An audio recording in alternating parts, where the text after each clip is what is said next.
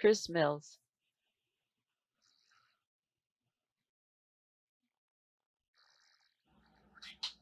Bonjour. Bien. Aujourd'hui, je voudrais partager des leçons apprises avec RTM Intentionnel concernant le stockage et la transportation. Les transports de vaccins passent par diverses routes et divers points de stockage.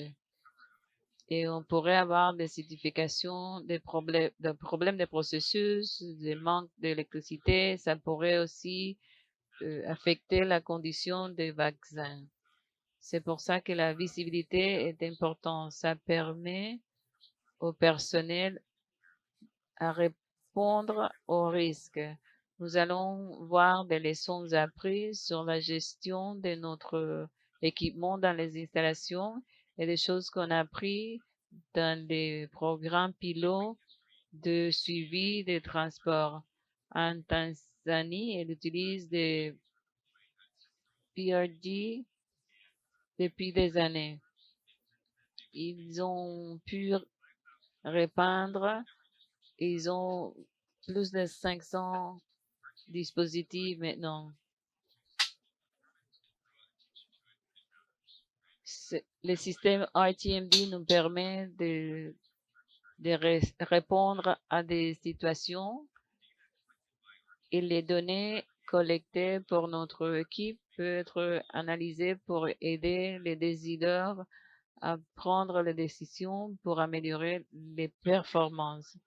Ici, un bon exemple de ce type d'alerte et de visibilité.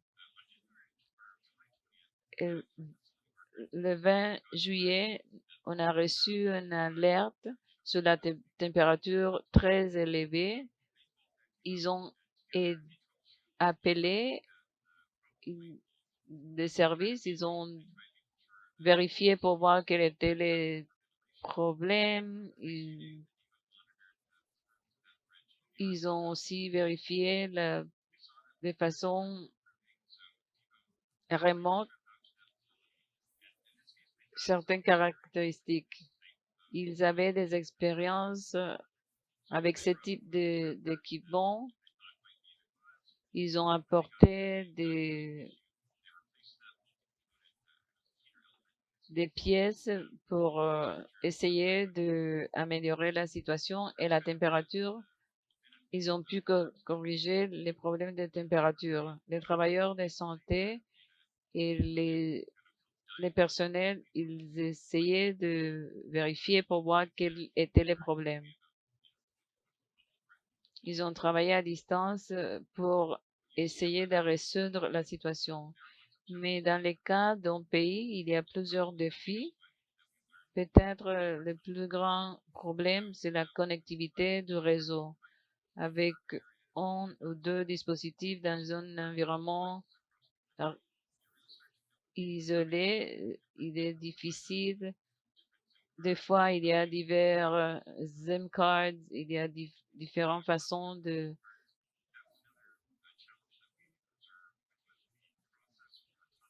voir comment résoudre. Par exemple, il y avait des SIM cards qui n'étaient pas clairs, qui étaient responsables de certaines données, etc. En Tanzanie, on a vu de nouveaux CCEs et ça a mené à l'élimination des RTMDs qui étaient déjà là.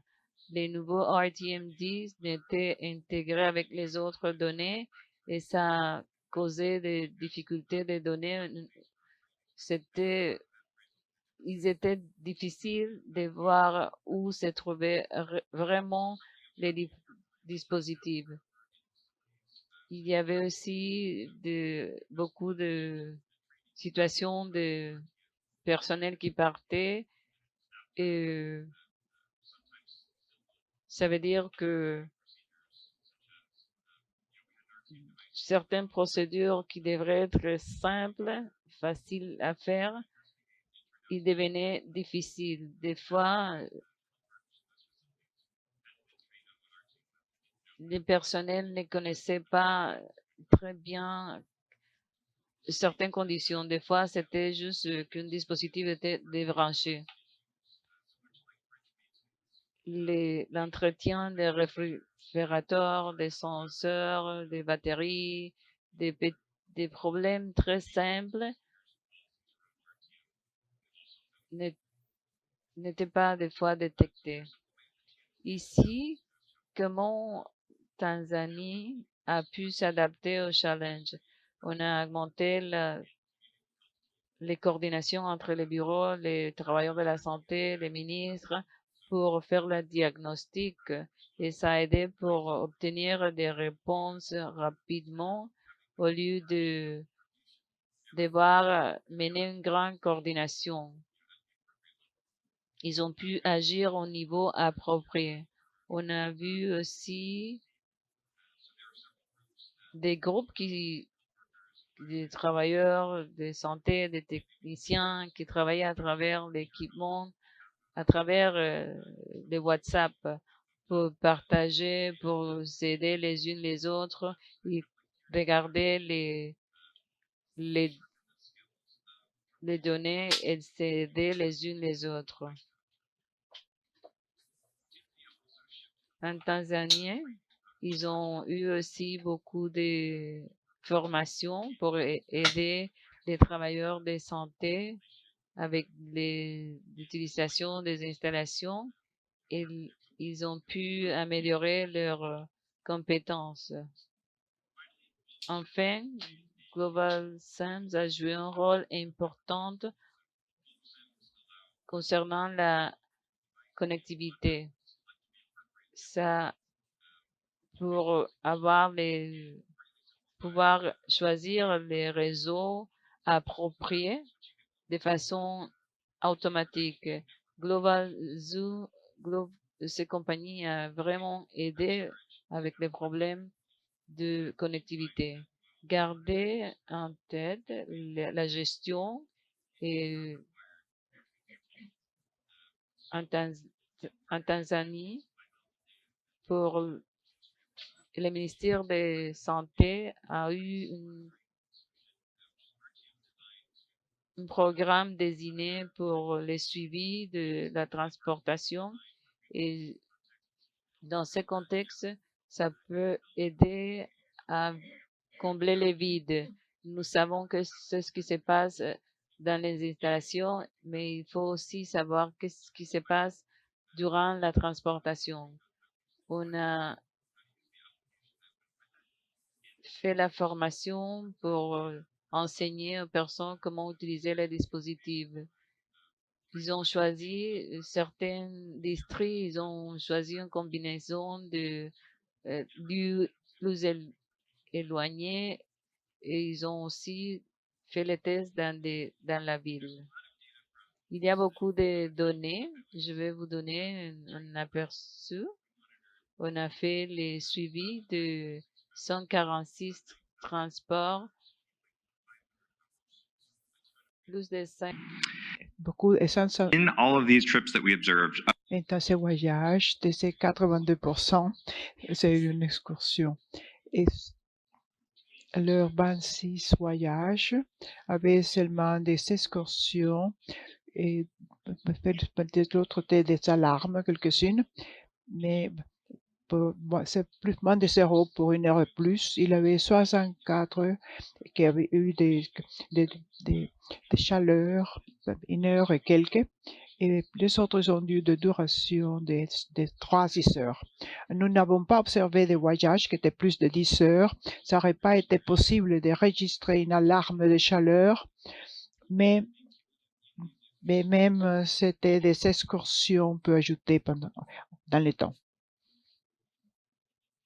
Alors, c'est un exemple d'un voyage de ces données. On peut voir que ça durait à peu près 6 heures en total et ça fait des arrêts multiples sur la route. La direction du voyage, la température pendant cette journée. Il a des excursions, il avait des excursions de froid et chaud et on peut voir ça dans la trace de température et aussi quand une alerte est envoyée au conducteur. Dans les deux cas, l'excursion a pu être corrigée et mis les températures comme il fallait. Et alors, ces données étaient employées de plusieurs façons. Cela a aidé les ministères exigés. Alors, ils ont revisité comment ils vont stocker ces vaccins et comment ils vont les charger sur les camions. Alors, ces fonctionnaires, ils passent à leur distribution et nous avons vu des plans pour moins de voyages, et moins d'arrêts sur la route, plus courts, et des voyages qui ont été planifiés tôt le matin quand c'est plus frais à l'extérieur, et des demandes pour des véhicules qui étaient plus couverts pour protéger les boîtes froides. Et toutes ces choses-là ensemble permettent d'éviter des problèmes pendant les transports. Merci beaucoup.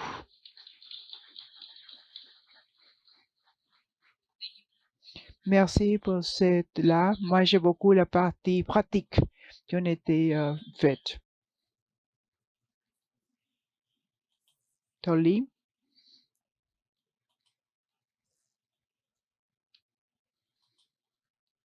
Merci.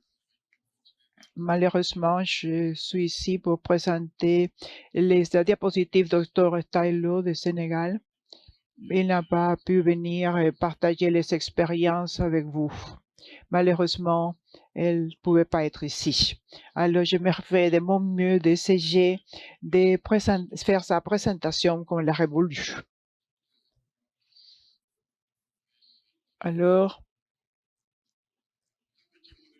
moi, je crois la suivi de la chaîne d'approvisionnement, c'est des caractéristiques d'évaluation pour le transport de vaccins. Et de la suivi, et on a employé pour les meilleures pratiques de storage et transport de vaccins à toute la longue de la chaîne, pour le stockage national, jusqu'à la dernière mille aussi de la transport. Et aussi, pour les données, cela permet de faire des actions effectives qu'on a pu prendre pour réduire, optimiser et garder les vaccins.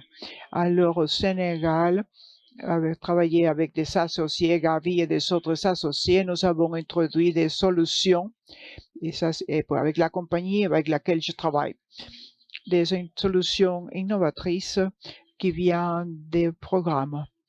Et nous avons commencé par faire un petit pilote dans des installations et nous avons pu, avec le gouvernement du Sénégal, on a mis bien avec toutes les installations à travers le pays et faire des transports pour la chaîne d'approvisionnement.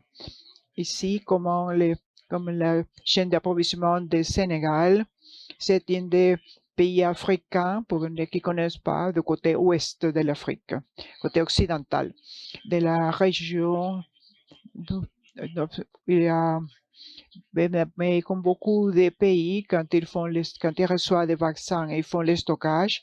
Mais en plus de cela, ils sont 14 régions et chacune de ces régions a son propre stockage dans des districts. Et alors, ils ont à peu près 19 des facilités privées du gouvernement et presque 57 privées et sont en dessous du ministère. Et la façon que c'est organisé, il a un mix des modèles de pouces jusqu'à la région et cela arrive à chaque semestre. Et il y a beaucoup de grands camions pour amener les camions et traverser le pays. Et les modèles PUL, c'est de la région au district, au centre de santé. Bon, ça veut dire qu'ils arrivent à la région, collectent le vaccin chaque mois. Et alors, les personnes des centres de santé vont au district, ils collectent le vaccin et chaque mois. Et ça, c'était pour l'emploi. Mais quand c'est complété dans la campagne, et les vaccins peut venir au niveau national directement au centre pendant les moments de campagne de santé. Alors, la raison pour laquelle Sénégal a cette solution, c'est pour améliorer le stockage, transport et la gestion des vaccins à tous les niveaux, national jusqu'à la dernière mille, et même en région lointaine, la suivi de stockage et transport. Alors, on a des projets pour déterminer les conditions dans lesquelles cela fait la chaîne d'approvisionnement. Si on ne mesure pas, on ne peut pas savoir. Alors, il faut mettre un peu de lumière à cette chaîne d'approvisionnement pour pouvoir évaluer la qualité et ce qui peut arriver et à cette excursion dans la chaîne d'approvisionnement.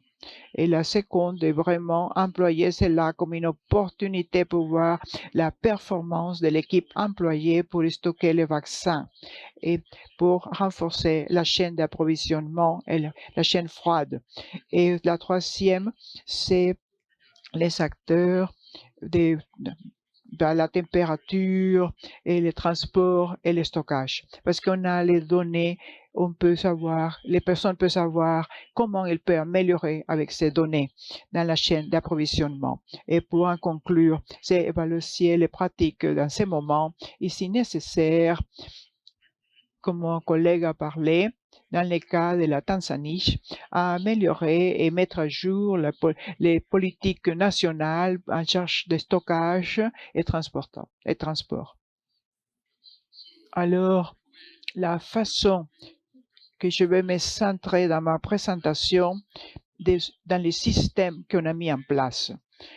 Quand on a commencé à chercher les solutions à travers les pays, ils sont ce qu'on a payé à un niveau national, un groupe responsable pour des politiques, et cela inclut quelques-uns des partenaires globaux au niveau national et au niveau régional. Si on a ce qu'on appelle des comités régionaux et ils se réunissent souvent pour réviser quelques points de sujets et solutions dans la chaîne d'approvisionnement. Au niveau du district, c'est le dernier niveau mensuellement, ils sont la révision de l'emploi des vaccins, les rapports qu'ils doivent faire, et cela inclut aussi la révision de la température. Et ces projets aussi permettent les personnes vraiment construire la capacité au niveau national, au niveau régional et au district et au point de livraison. C'est important de mentionner ici que les pays, 20 personnes au niveau national, donc notre solution est facile à utiliser. Ils ont la responsabilité de déployer des solutions et nommer des personnes. Ils donnent le support aussi et ils font la formation au niveau des districts. Et les personnes au niveau du district sont responsables de déployer et former des personnes au point de service. Et pour les transports rapides, et c'est là, on emploie aussi des solutions pour faire le suivi de transport à tous les niveaux, pendant la distribution régionale et pendant des niveaux régional et district, etc. Pour les centres de santé au point de livraison, est très important aussi faire les sessions de formation. Et ce programme n'aurait pas été possible sans le support de Gabi. Et au Sénégal, et donner les fonds pour ces déploiements. Mais en plus de Gavi, nous avons des fonds des départements d'État des États-Unis et les comités de santé et l'Organisation mondiale de la santé et UNICEF. Avec mon collègue a mentionné, dans l'expérience qu'ils ont eue en Tanzanie, nous savons les personnes peuvent employer les outils par app et nous avons un rapport mensuel avec les comités des districts. Maintenant, c'est une routine. Tous les mois, ces comités se réunissent et font la révision des données pour les districts spécifiquement et prennent l'action. et les travailleurs parlent. Ils sont l'action nécessaire, prennent l'action nécessaire pour la livraison des vaccins. Maintenant, on a en plus le gouvernement, le ministère de la Santé, une newsletter mensuelle dans toutes les régions et les coordinateurs pour l'évaluation, puisque c'était un projet pour l'évaluation au niveau national et district aussi. Et on fait la suivi constante de chaque 4 mois, pas seulement des solutions, mais des résultats. Et là, très vite, on fait le suivi remote. On a mis à travers des 1887 et centres de santé, tous les districts régionaux et au niveau national. Et ça a été facile de l'intégrer dans les processus et comme changement, ça change positivement les comportements. Quand les personnes ont cet outil, ils sentent qu'ils sont surveillés. Et il peut comment il peut et toutes les températures du pays, et ça a des parties positives. Il y en a une, c'est qu'une seule place, la plateforme a effectivement pour tous les pays. Et dans l'aspect, en employant cette solution, cela réduit la perte au Sénégal. Maintenant, alors, maintenant, nous avons des défis, pareillement que de la Tanzanie. D'avoir de la connectivité, c'était un problème pour le déploiement de la suivi de la température, et aussi les appareils ont des problèmes, mais on a pu quand même, et pendant la pandémie, il y a des activités pour, nous ne pouvons pas voyager pendant la pandémie. La solution, c'était, l'équipe était robuste pour faire le suivi des transports. Alors, c'est quelque chose qu'on travaille encore. Et la dernière, pendant le ministère de la Santé, était en grève, on a fait le suivi pour faire pression au Sénégal, bon, toujours la politique. Et alors, nous avons tous les centres de santé, la force de santé, et nous discutons l'intégration des systèmes, de la gestion, etc. Moi, j'ai passé un petit peu mon temps. Merci. Merci beaucoup. C'est non.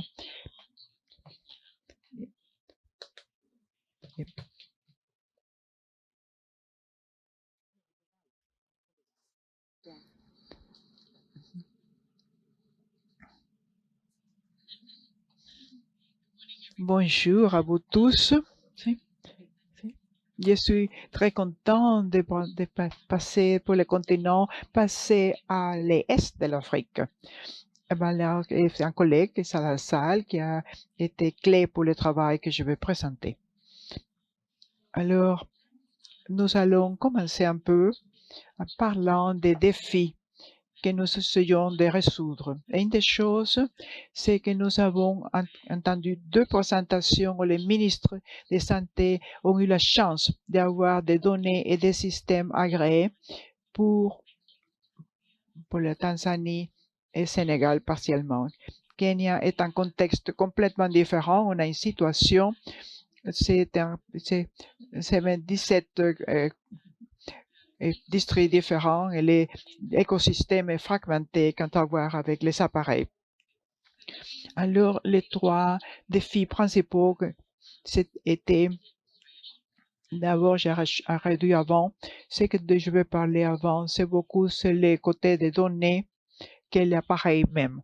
Et alors, nous allons avec l'emploi des données, parce qu'on a besoin de données, les propos étaient de chercher la amélioration. Mais nous avions 3 barrières. La première, c'était la visibilité des données de la température, et la seconde, et ça c'était des dispositifs, et la seconde était la manque d'analytics. Et même quand on avait les données, chaque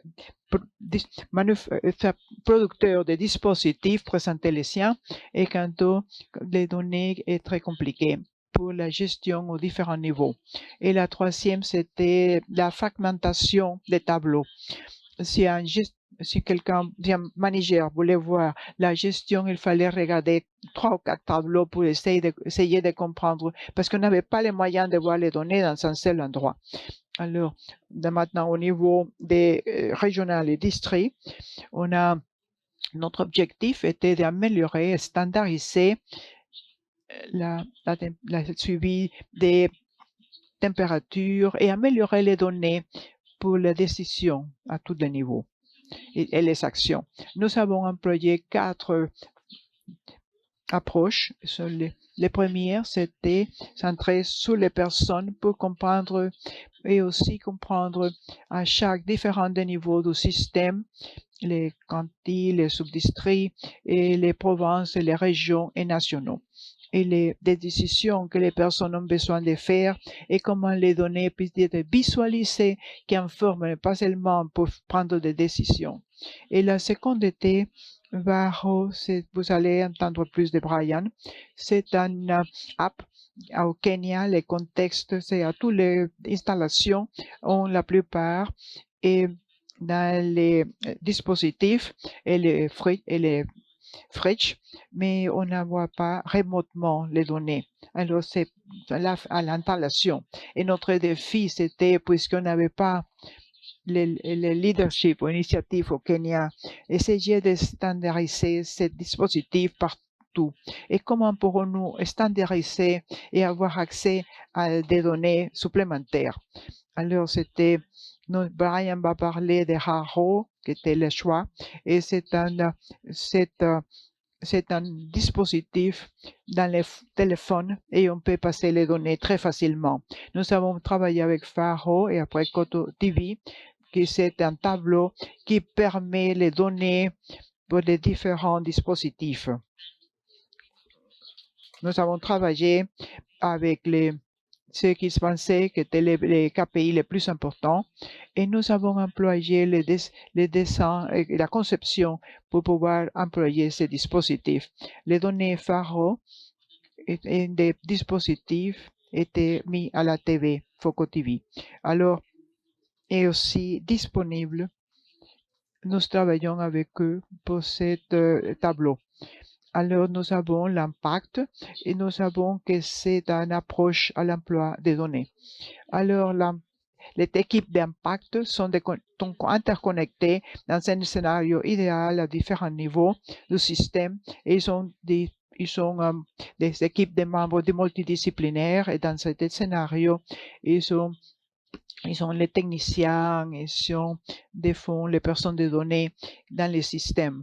Et toutes ces personnes se réunissent avec l'équipe et ils sont formés pour pouvoir voir les KPI qu'ils veulent centrer et employer ce tableau.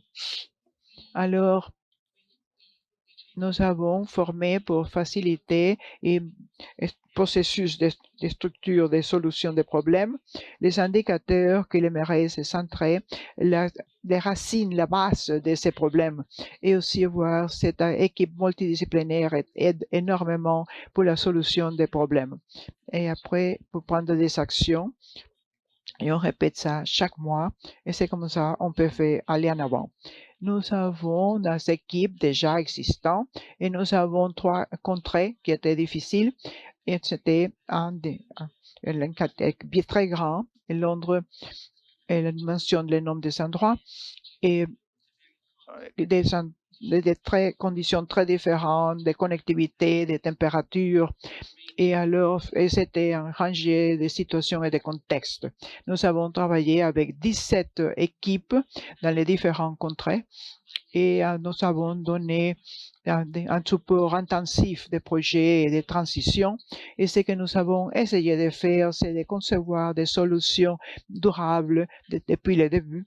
Et ça fait partie de la conception. Et c'est la SED, l'association Rendre, pour l'implémentation et la conception. Il faut montrer au ministère que c'est là pour être échelonné sans avoir besoin des autres partenaires. C'est ce qu'il y aurait dû dire. Nous avons travaillé à plus de 300 installations et c'est d'où bien les données. Alors, une de nos philosophies, c'est que si pour n'importe quel genre de technologie et données, il faut voir les personnes et les processus. Et ça, c'est des mantras de comment on emploie les données. Et c'est comme vous pouvez voir des résultats. Il faut les interventions. On n'avions pas de données. Maintenant, simplement, c'est avant et l'après. Et maintenant, les lignes en milieu, c'est la période de transition depuis qu'on a commencé à passer ceci au ministère et ça finit à la fin de 2021. Et une seconde ligne, c'est les courantes, la donnée courante. Alors, comme vous pouvez voir, c'était avec beaucoup de succès, spécialement dans la période de projet. Et en Nairobi, il y avait à peu près 85% consistamment. Et même après, ils ont pu maintenir après 60%. Et une des raisons que les rapports a tombé, c'est les dispositifs et que les dispositifs ne marchent plus, ne veut pas dire que les gens vont arrêter ce qu'ils font.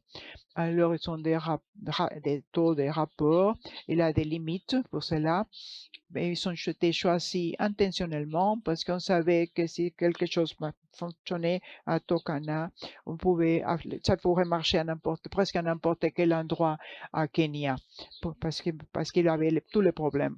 Et cela fonctionnait, mais maintenant cela fonctionne et nous pensons qu'il a l'effet que la paix des routines de l'emploi des données est difficile pour implémenter. Alors, ça, c'est les données de Nairobi spécifiquement, et cela vous montre que la barre en haut, c'est les taux haut des rapports, et à la fin, c'est le rapport, les dispositifs qui ont été endommagés ou expirés. Et c'est là, les taux montent et descendent. Mais il y a aussi les alarmes, ça c'est la ligne bleue, et ça tombait aussi. Et vous pouvez voir que ces alarmes se sont réduites par les actions faites par les usagers. Et vous pouvez voir ici à droite, consistamment, c'était haut, et ça, c'est les taux de rapport, parce que nous avons eu de succès, que nous avons amélioré la saisie et la visibilité avec un mécanisme très économique. Nous n'avons pas payé, et je crois que c'est très important, l'investissement des bureaux. Je crois que c'est une app gratuite. Et une fois que les travailleurs de santé, ça coûte moins d'un shilling, que c'est à peu près un centime des États-Unis. Alors, c'est vraiment un très bon marché d'envoyer cette donnée. Et ils l'ont fait, sans support et les transporteurs. Moi, je sais que je n'ai pas beaucoup de temps, mais le secteur privé, nous avons plusieurs groupes pour chaque association avec cette équipe qui a vraiment aidé avec l'apprentissage et c'est l'après pour prendre les actions et pour nous rappeler les rapports. Mais aussi le secteur privé nous a donné une partie de cela. Ils ont été tellement enthousiastes de ce qu'ils voyaient avec la contrepartie qu'ils ont décidé d'évager les câbles pour leur propre suivi de la température. Et le ministère de la Santé n'aurait pas pu identifier l'expiration sans ces processus. Il n'avait pas de mécanisme pour savoir quand quelque chose expirait. Et depuis ce moment-là, je veux dire que ça, c'est un autre succès. Ils ont eu les nouveaux étiquettes pour tous les pays. Ils ont la décision d'augmenter comment ils emploient ces câbles parce qu'ils ont vu tous les bénéfices au niveau des contrats nationaux pour employer ces données. Alors, très vite, quelques-uns des défis que nous avons, vous avez la cascade pour la formation, mais, et bien sûr, on a un des grands défis qui reste, c'est que les données est dispersent encore dans beaucoup de tableaux. Même si Barreau a donné les installations, mais quand vous rentrez dans les systèmes au niveau national, distritorial et contrées, il y a une fragmentation des dispositifs. Et le ministère n'y a pas vraiment. Alors maintenant, on voit que c'est seulement essayer de standardiser où est disponible, les données sont disponibles de façon que nous pouvons commencer à employer les données pour ces régions et c'est qu'on vraiment regarder vers l'avenir, une fois qu'on a ces processus, comment employer ces données pour pouvoir savoir la maintenance, le besoin et les gestions pour les contrées et les districts. Merci. Merci, Jasmine. C'est vraiment, on a appris encore des parties pratiques de Kenya. Maintenant, on va à l'avenir. Brian.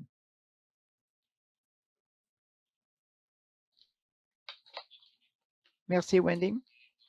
Je voudrais voir comment on emploie ces données que Jasmine parlait, est disponible dans beaucoup de dispositifs, mais ce n'est pas partout pour extraire le maximum, la valeur maximale. Comme on a parlé ces jours-ci, il a de très belles histoires de comment cela s'emploie pour l'action et comment nous pouvons avoir plus de cela, que ça arrive beaucoup plus à travers les programmes et à travers les pays. Beaucoup de facteurs que nous avons vus, c'est ce que Jasmine vient de décrire, où plusieurs pays, il y a beaucoup de systèmes de données qui donnent une vision fantastique, mais les logiciens et les personnels doivent avoir une vision complète et totale, globale, par cette plateforme, différentes plateformes et les assembler. Et nous voyons qu'il va avoir très utile, peut-être intégré dans certains endroits pour révision. Et ce n'est pas seulement pour avoir la chaîne en froid ensemble, mais c'est aussi cette vision pour être ensemble avec tout le reste du programme. Nous avons vu des exemples des pays où les biomédecins et les ingénieurs pouvaient voir comment la performance de la chaîne froide avait un impact sur la livraison et comment l'impact de la chaîne froide impactait le reste du système.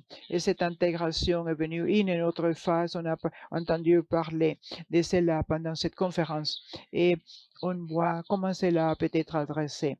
C'est vraiment un problème et je vais montrer une carte, un guide de comment on peut arriver jusque-là. Et maintenant, des visions sur notre rôle ici et notre organisation. Nous sommes basés aux États-Unis et nous ne sommes pas avec des buts lucratifs. Et c'est pour ajouter des brèches. Par exemple, il y a les apps des barreaux où nous reconnaissons qu'on peut déployer la chaîne froide, mais ce n'était pas une façon, il fallait voir dans les systèmes de santé, on n'avait pas l'intégration. Maintenant, on a ces apps qu'on peut employer dans différents aspects, mais nous ne recevons pas des données. On décide si ça va informer, à qui on va informer, et cela aide la souveraineté des données de chaque pays. Et quand on parle des solutions ici, si je peux laisser un message avec vous tous, est-ce qu'il y a des solutions? Ça doit marcher pour tous les partis intéressés. Ce défi d'intégration, ça ne peut pas rester dans un seul groupe. Alors, il faut maintenant imaginer un monde où, à travers les lances de chaque groupe, de cette groupe, et dans le monde imaginaire où il y a une photo d'immunisation et plus de couverture d'immunisation, en maintenant la souveraineté de leurs données. Il peut plus avoir des soucis de qui a les données et qui ne reçoit pas. Il fallait savoir s'il y a des options robustes sur les marchés pour savoir qu'ils font les dépenses de façon appropriée. Imaginez un monde où on a une bonne évaluation des risques et enfin nous mettre à la place des régulateurs, sachant qu'ils sont en train de améliorer la situation ou la condition des équipements. Ces choses, ce sont nos objectifs, mais c'est possible. Moi, je viens d'une organisation très technique. Je suis une ingénieure mais ce n'est pas un problème technique. Obtenir l'information d'un système pour analyser un autre système, il est clair que ce n'est pas juste un problème technique. Ce n'est pas même pas les problèmes les plus importants. Il faut éviter les fardeaux, mettre les fardeaux sur une seule personne. Nous devons tous travailler. On doit tous focaliser les priorités des pays qui donnent les meilleures possibilités pour les pays et analyser les cas de chaque pays pour qu'ils soient en situation durable. Quels sont nos apprentissages? Pour l'intégration, d'abord, la chaîne d'approvisionnement doit avoir des systèmes de rapports, des systèmes pour la réception des données des diverses ressources. Les spécifications des PQS nous aident avec les flux du chaîne d'approvisionnement. Est-ce que nous pouvons avoir des systèmes qui peuvent obtenir les données des ressources? Nous avons le système disponible. Il faut envoyer les données vers le système. L'intégration est importante pour ne pas mettre les fardeaux sur les fournisseurs et les pays parce que ça, c'est très difficile. Nous pourrons avoir un patron où les pays peuvent envoyer les données à n'importe quel système qu'ils vont choisir aujourd'hui ou dans l'avenir, ayant la flexibilité de changer ou ajouter de fournisseurs. Maintenant, nous avons les données qui passent des fournisseurs au système unifié des pays. Les prochains pas, c'est d'aligner les incitations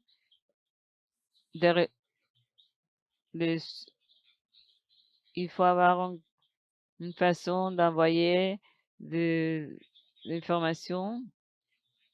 Nous avons des systèmes avec des portails, des chaînes. La mobilisation des ressources doit pouvoir se faire pour payer pour ce système. C'est très important, ce type de système va causer peut-être des autres problèmes. Il y a des problèmes qui sont là, nous saurons où ils sont, mais je suggère de faire face à ces problèmes de façon collaborative. Nous travaillons tous vers l'objectif commun. Si nous pouvons atteindre ces objectifs, les objectifs pourront vraiment obtenir la valeur de la chaîne, profiter de la valeur de chaîne d'approvisionnement. Les personnes dépendent de la technologie et il faut pouvoir prendre les actions comme résultat des données. Ne prenez pas ma parole, mais je vous encourage à parler les unes avec les autres pour comprendre quelles sont les difficultés et les besoins de chaque personne. Merci.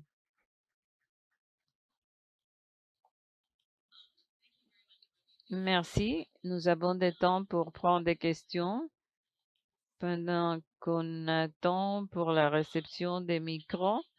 Il y a des choses que j'ai notées. Merci beaucoup. J'ai pris des notes. C'est fantastique. Il y a tant de similarités à travers les pays, à travers les régions, et nous voyons l'aperçu du personnel des SPEC et aussi on a vu des expériences pratiques, des histoires similaires, des histoires de succès aussi qui sont intéressantes. Nous sommes en chaîne et il faut voir, oui, tu as dit, ce n'est pas juste un problème technique. Kenya, Tanzanie, Sénégal, c'est bien documenté. Vous pouvez avoir un dispositif, mais les personnes doivent utiliser les données. Et ce qu'on a vu quand vous commencez à voir les défis, RTMD nous permet ça. C'est une force où il faut changer de comportement. Je ne vois pas les mains. Merci. J'apprécie la présentation. Très bien. J'ai une question pour Jasmine. Quand j'ai regardé les graphiques, la présentation sur Kenya, je me suis rendu compte qu'il y avait des situations similaires.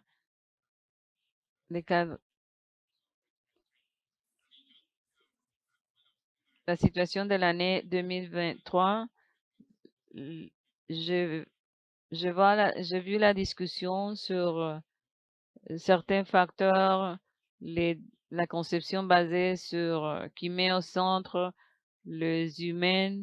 Nous voulons voir l'effectivité introduite par la technologie. J'aimerais savoir pourquoi il y a les difficultés en comment et qu'est-ce qui s'est passé et est-ce que nous pouvons avoir plus d'informations sur les renforcements des capacités? Merci. Merci pour la question. Nous avons eu quelques difficultés. Et je pense qu'à ce moment-là, ils ont commencé à évaluer les causes et ils ont identifié qu'ils avaient des difficultés d'inspiration du système. Les contextes de ces trois pays sont différents. Ce n'est pas juste des choses liées aux ressources humaines. Il a pris des temps pour identifier les difficultés. Cela est important. Bonjour, félicitations pour toutes les présentations très inspirantes. J'ai une question pour Suleiman. Mon nom,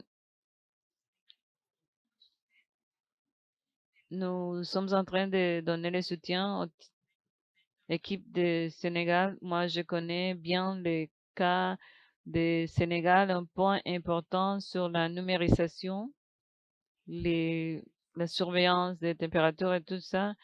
Et je pense à l'interopérabilité. Au niveau des pays, il n'y a pas assez de ressources humaines pour la chaîne froide. C'est encore pire. Quelles sont les conversations en cours avec les divers partenaires, avec les gouvernements pour aider avec les travaux de ceux qui opèrent multiples apps? La modernisation est positive, mais les divers KPI pour la chaîne froide, pour les divers registres au Sénégal, là, donc, où est-ce que nous sommes et comment améliorer les choses, les activités, alléger les activités des ressources humaines. Bon, ce qu'on a fait au Sénégal, là, on a pu utiliser notre formation.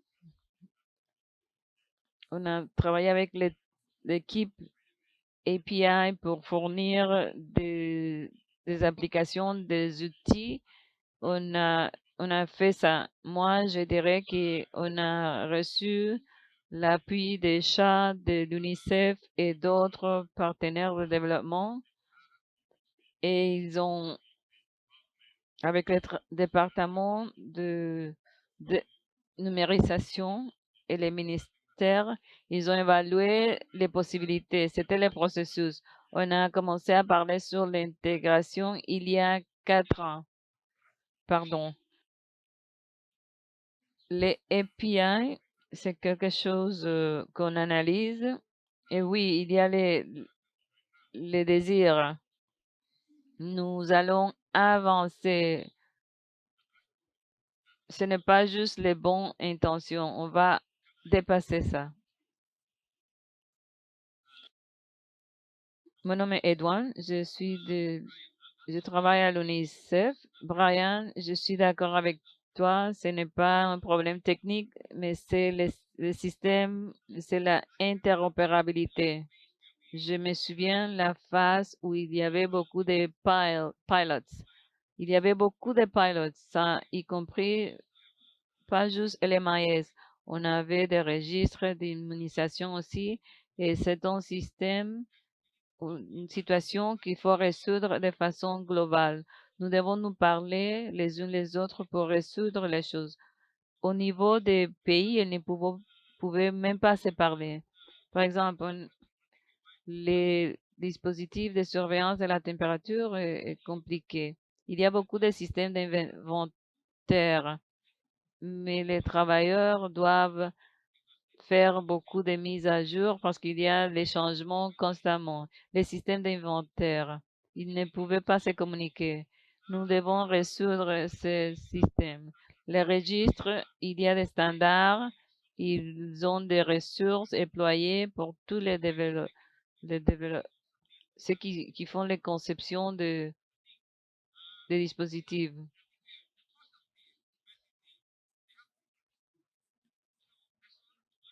Il y a beaucoup de fardeaux pour les travailleurs utilisant divers systèmes. Il faut travailler avec les développeurs. Moi, comme utilisateur, moi, je suis technologiquement aveugle. Il n'y a pas de marque pour moi. Si les travailleurs de santé peuvent utiliser un système et le système central peut utiliser un autre système, ça devrait être notre objectif. Si on n'arrive pas à solutionner ça, nous aurons plus de difficultés de déploiement. Nous avons divers hôpitaux avec divers systèmes. Je pense que c'est pour tout le monde, Gafi, l'UNICEF, les fournisseurs, nous devons résoudre l'interopérabilité des divers systèmes. Vous avez la feuille de route. Peut-être nous devons voir maintenant comment faire quelque chose qui soit réel. Merci de votre commentaire. Est-ce que je,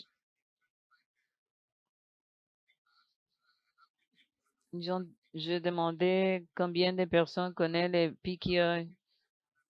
Et je pense que nous avons un problème parce que les personnes ne connaissent pas les pre-qualified equipment. Je me souviens, Gavi a fait une étude de 55 pays. Ils ont établi que juste 55% avaient de ces équipes et au Cameroun, on a fait une étude et c'était similaire. Mais les choses ont changé et j'ai vu la quantité de personnes qui utilisent la quantité des équipes préqualifiées, mais les pays travaillent de façon différente pour l'obtention des équipements, les donneurs, la communication bilatérale. Donc, la communication est importante pour sensibiliser les divers acteurs sur l'importance d'avoir de l'équipement. Je ne sais pas comment vous allez le faire, mais c'est très important. Les équipements introduits au système public, nous avons les défis. Nous n'avons pas toujours les mécanismes pour savoir comment fonctionnent les équipements à travers les temps. Est-ce qu'il y a pour une planification pour ce type d'équipement préqualifié pour les réfrigérateurs, pour les dispositifs de surveillance? Quelle serait la responsabilité des pays, des partenaires et des travailleurs de santé qui travaillent pour l'immunisation? Merci. Merci. Vous avez souligné la communication nécessaire, mentionné qu'il est important que le pays connaisse les services fournis et les équipements préqualifiés plus adaptés à la situation socio-économique de ce pays.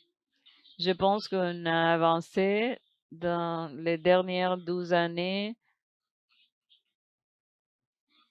en ce qui concerne la communication. Nous appelons tout le monde, ce n'est pas juste Paul et moi-même, mais je pense que tous ceux qui sont ici devraient être de porteurs de bonnes paroles pour l'amélioration des systèmes. Merci. L'obtention de feedback détaillé est difficile. Nous voulons recevoir retour détaillé sur l'équipement. Si nous pouvons identifier les problèmes basés sur les spécifications, ce serait facile pour pouvoir améliorer la performance de l'équipe. Si c'est une situation de performance, peut-être qu'on doit travailler avec les fabricants pour améliorer la qualité de l'équipement pour tous les pays.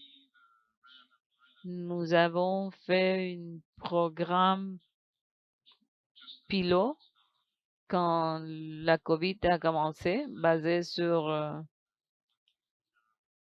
des rapports mensuels et ça a fonctionné. Nous avons obtenu des retours et ça nous a permis de faire les révisions des équipements.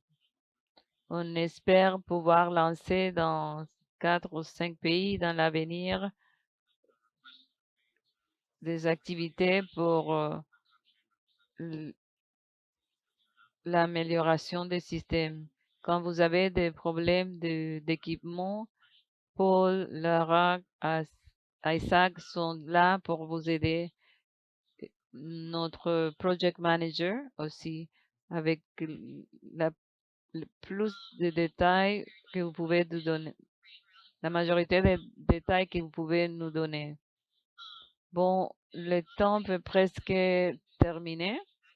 Nous avons maintenant la pause café. Ce sera dans la section de Marketplace et là, vous pouvez parler avec vos collègues. Merci.